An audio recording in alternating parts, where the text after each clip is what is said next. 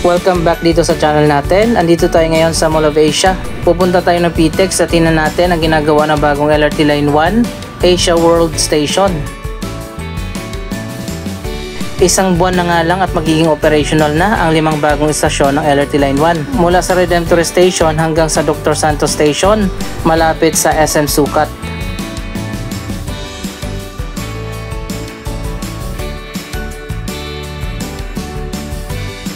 At andito na nga tayo sa may PTEX. Nasa likod niyan yung ginagawa na bagong Asia World Station ng LRT Line 1.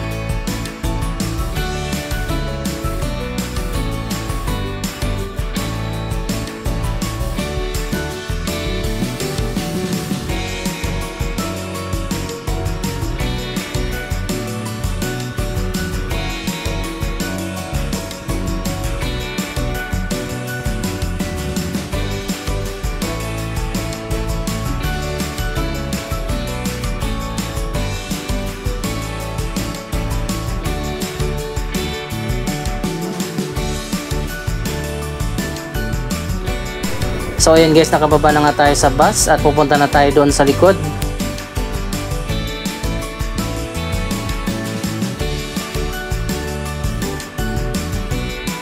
Ito ang isa sa mga posibleng daanan papunta dyan sa station.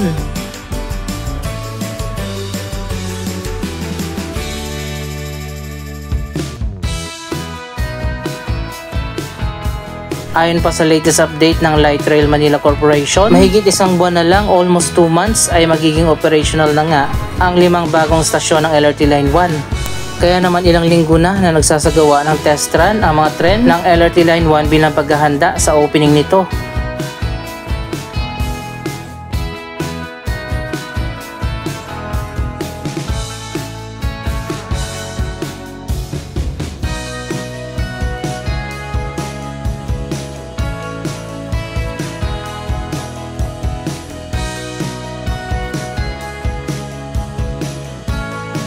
Sunod-sunod na ngayong pagdaan ng 3rd generation at 4th generation trains ng LRT Line 1. Ito na nga ang latest na progress sa Asia World Station.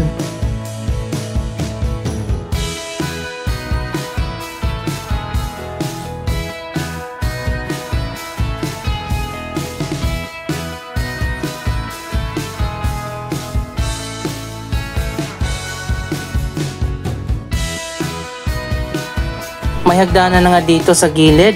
Elevated ang buong station. Nasa taas yung platform area at nasa baba yung concourse level.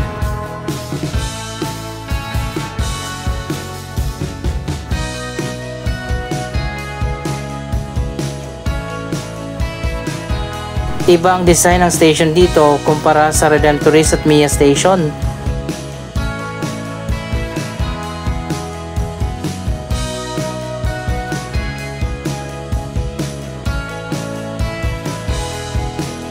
Tatlong magkasunod na Sabado-Linggo na sarado ang LRT Line 1 bilang paghahanda sa transition at opening ng 5 bagong station.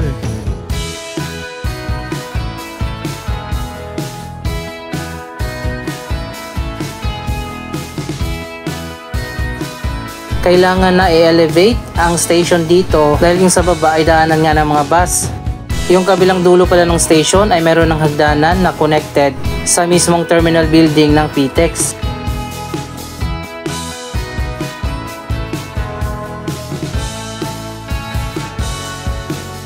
At dito naman sa kabilang dulo yung nasa labas ng building, yung magiging daanan ng mga commuters. Sunod-sunod ang pagdaan ng mga tren dito sa mga bagong station.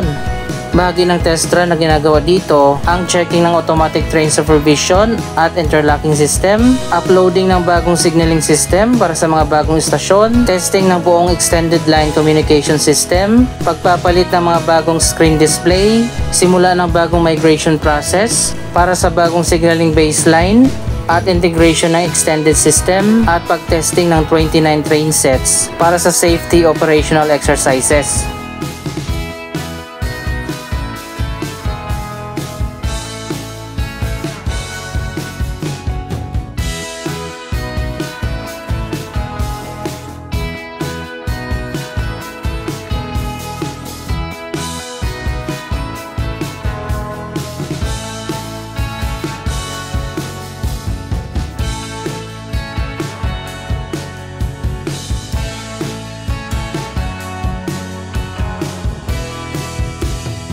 So ayan guys, mahigit isang buwan na nga lang at magbubukas na ang bagong LRT Line 1 Cavite Extension Project. Nasa ngayon ay hanggang 5 station muna hanggang SM Sucat.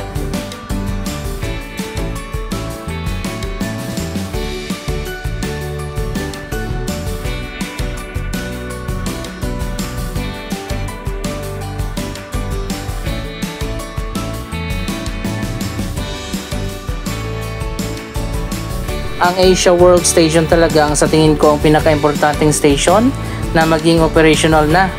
Dahil kapag may station na dito sa PTEX, mas mapapadali na yung pagsakay papunta sa Manila at Quezon City na hindi mo na kailangan pang sumakay ng bus. At ganun din ang pagpunta dito sa PTEX, diretso ka na sa LRT. Andito na tayo sa loob ng PTEX Terminal. Halos puno na nga dito sa loob ng iba't ibang mga stores, mga shops at mga restaurant.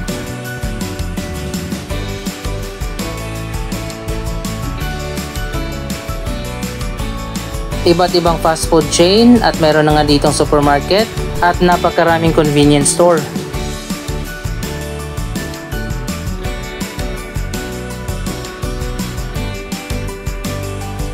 Akit pala tayo dun sa taas sa may 3rd floor. Tingnan natin kung saan i-connect yung isang bahagi ng station at kung saan dadaan ng mga commuters.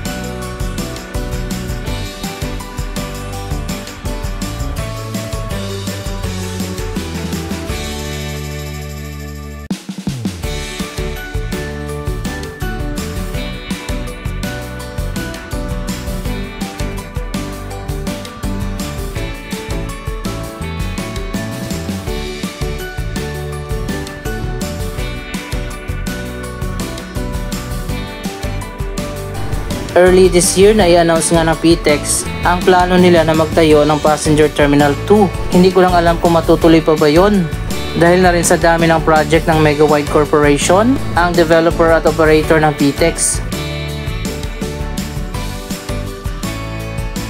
Na-award din pala sa Megawide Corporation ang contract para magtayo at mag-operate ng bagong Baguio Integrated Transport Hub. Magkakaroon na ng parang PTEX doon sa Baguio.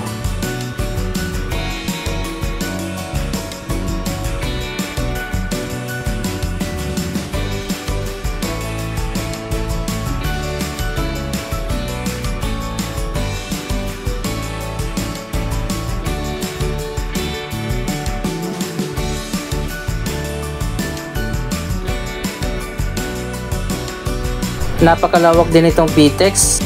Andito pa lang tayo sa ground floor. Hindi ka rin magugutom dito sa dami na nagbebenta ng mga pagkain. At meron din mga pasalubong.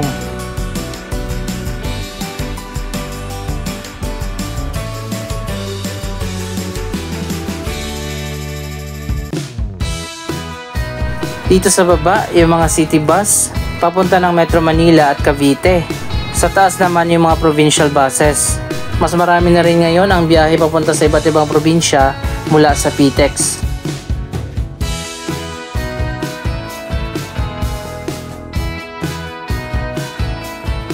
Andito na tayo sa 2nd floor, may bago na namang food court area dito.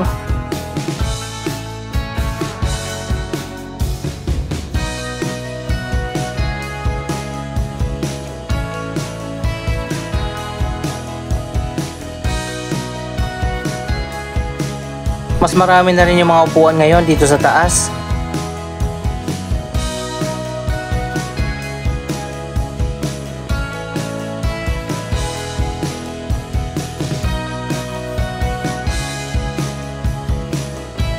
Halos puno na rin dito sa 2nd floor ng iba't ibang mga stores at mga restaurant.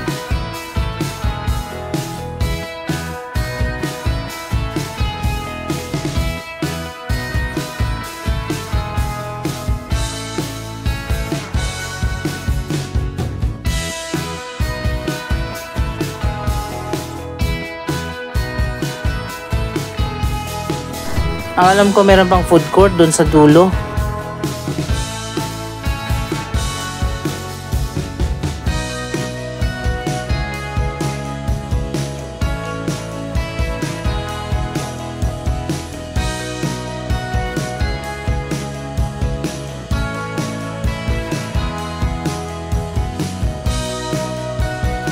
May LTO satellite office din.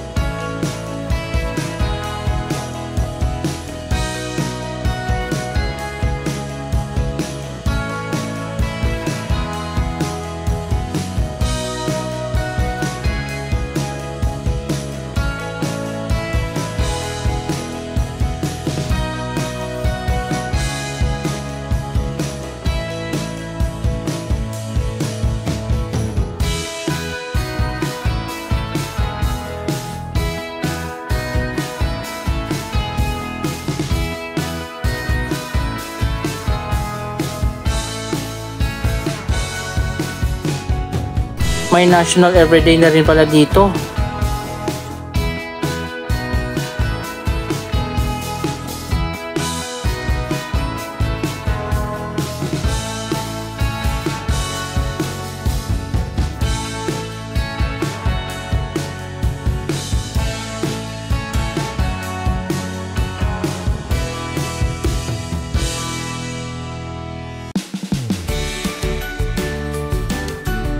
At may arcade na rin pala dito sa dulo.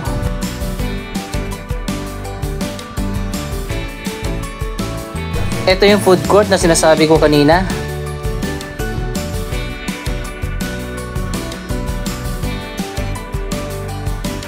Madaming choices ng iba't ibang pagkain.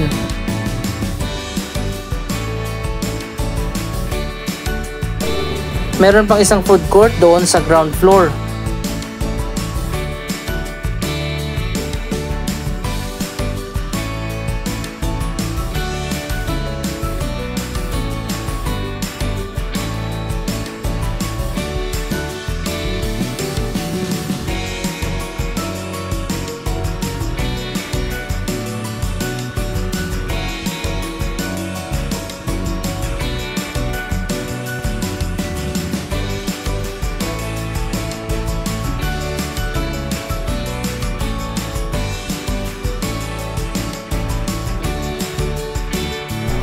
Ang parking pala ay nasa 3rd floor. Hindi pa ako sigurado pero sa tingin ko kung sakali man ay i-connect sa PTEX ang LRT Line 1, dito siguro yung area na yon. Hindi pa yan officially confirmed, abangan natin sa mga susunod na update. Anyway, isang buwan na lang naman yung aantay natin at magiging operational na ang LRT 1 extension.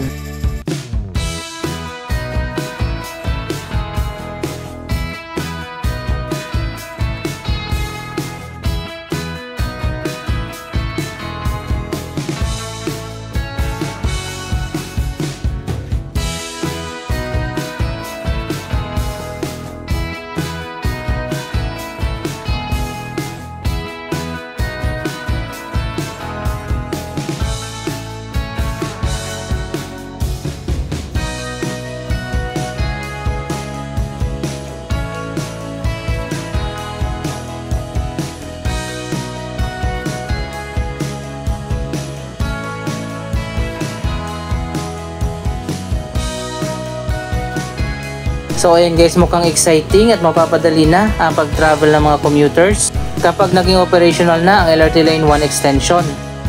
May problema pa rin sa right of way kaya hindi pa maitayo yung 3 bagong station. Anong masasabi nyo at excited na ba kayo sa opening ng LRT Line 1 stations?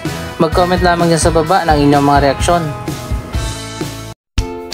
Maraming salamat sa inyong panonood. Don't forget to like, share, comment, at subscribe. Thank you for watching.